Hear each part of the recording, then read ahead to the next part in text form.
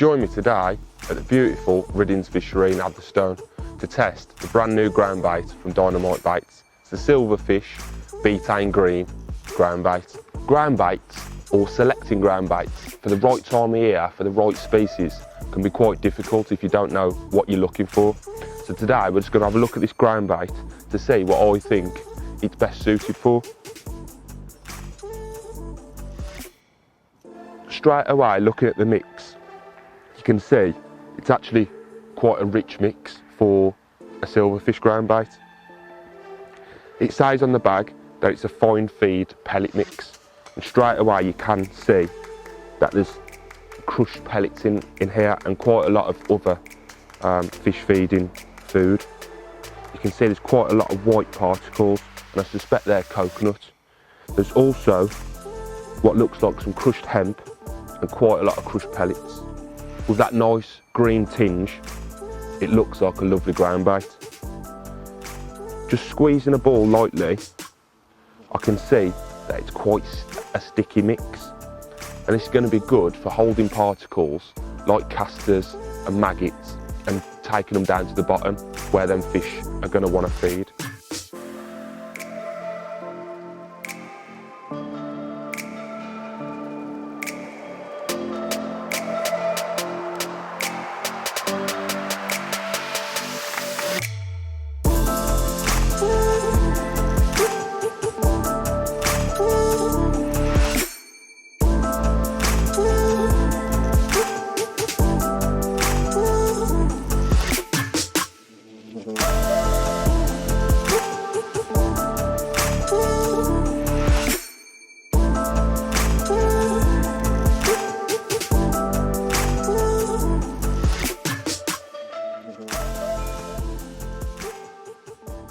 To get a true reflection of how good the ground bait is, the only way to feed it is just neat. So with putting maggots, casters, worms inside the ground bait, you're manipulating what the results could be really, because them maggots, casters and worms or pellets could attract the fish and hold the fish in the peg.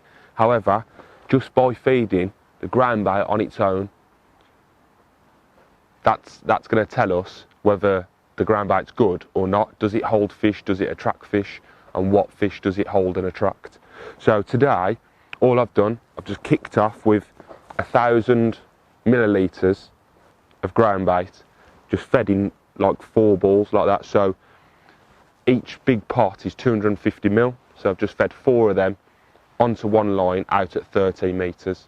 Because the ground bait is so sticky, we can manipulate the ground bait to do what we want with it. This tells me we could fish it on the pole, fish it in the feeder quite dry, or mix it really, really wet and just feed it loose. So that's really nice to see. However, what you are going to have to bear in mind when you're mixing it is just add the water very slowly, because you only have to run your hands through this ground bait and it leaves the ground bait on your hands. The particles, you can see the crushed hemp. And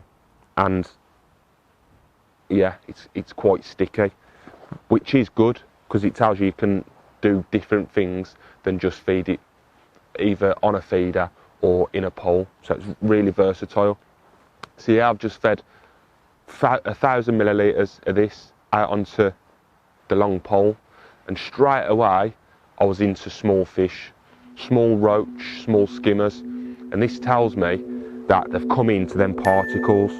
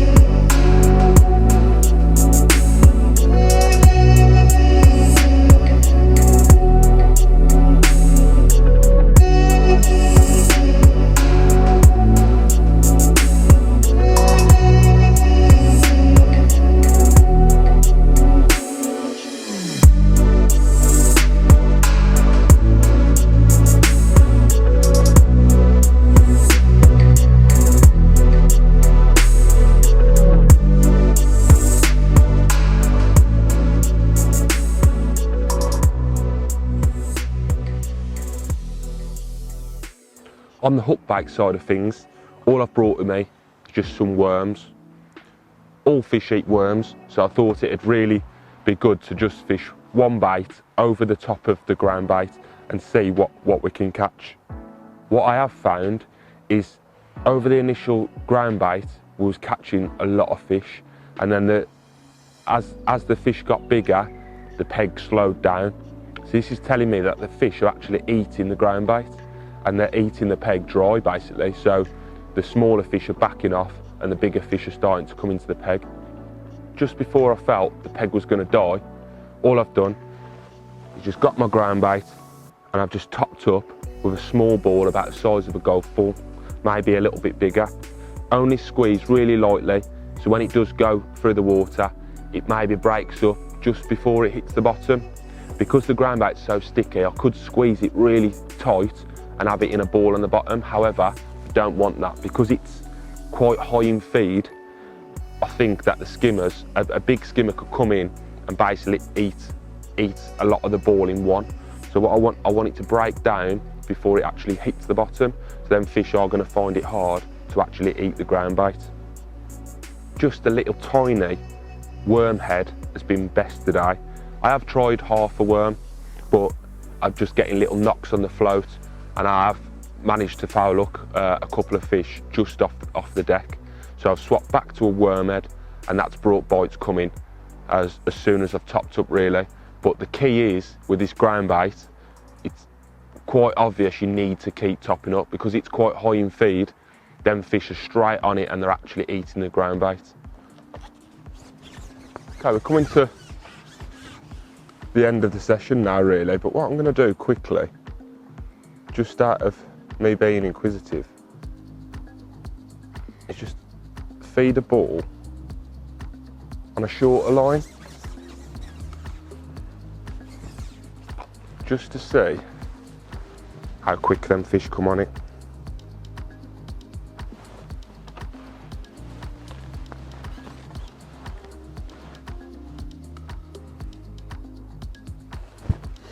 Really, once I knew the stamper fish that I was catching over this ground bait, I should have done this earlier just to try and see what I can catch.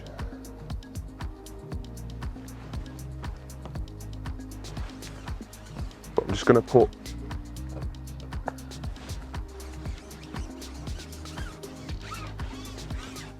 a big ball on that line there. Actually, we'll give it two. Give it two balls.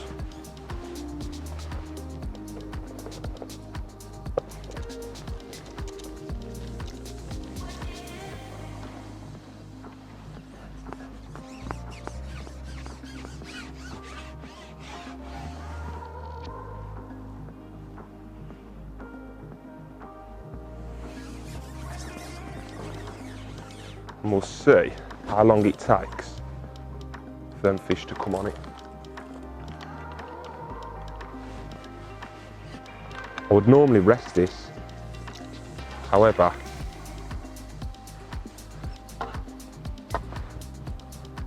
this is a bit of an experiment.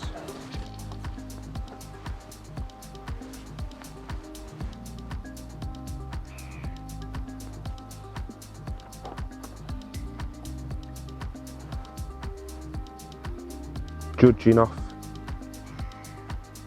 what we already know on that longer line, I would say we're going to be within the first like 5 to 10 minutes.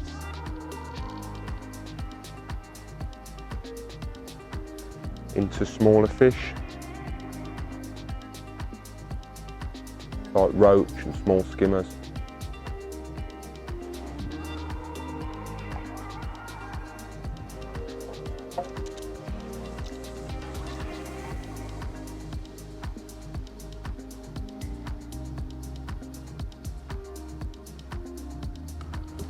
That is absolutely unreal. I don't know exactly how long that took without looking on the camera,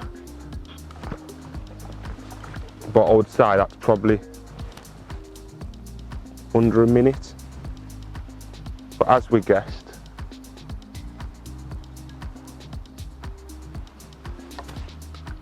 into them small skimmers.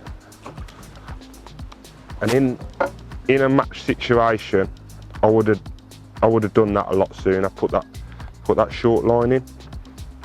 So when you are using this ground bait, just bear that in mind, just how quick it draws them fish into your peg.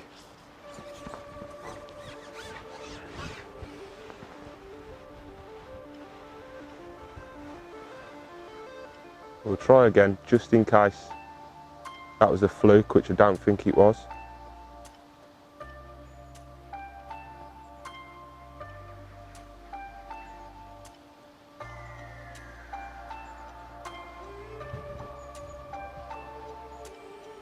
Just holding it on a tight line. Just getting down onto the ground bait now.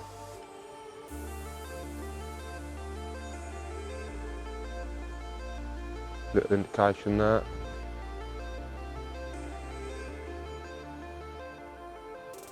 And wallop. So straight away, I can see that's a better stamp fish.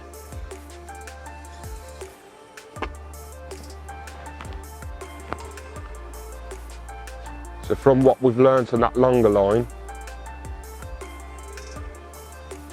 we're maybe getting closer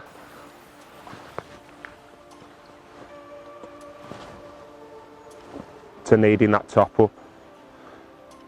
So when we've needed to top up or getting close to top up, they're the stamper fish that we've been catching. Like 12 to 14 ounce, not quite a pound. But absolutely brilliant weight builders.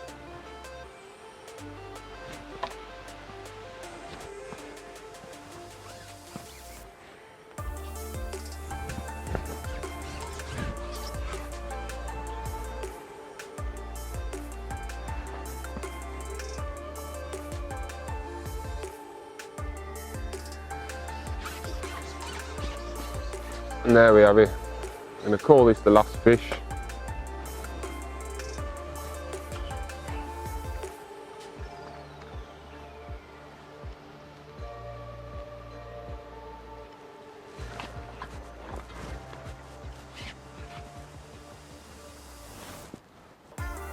And there we have it. Not a big fish, but absolutely perfectly formed. Let's have a look what we've had.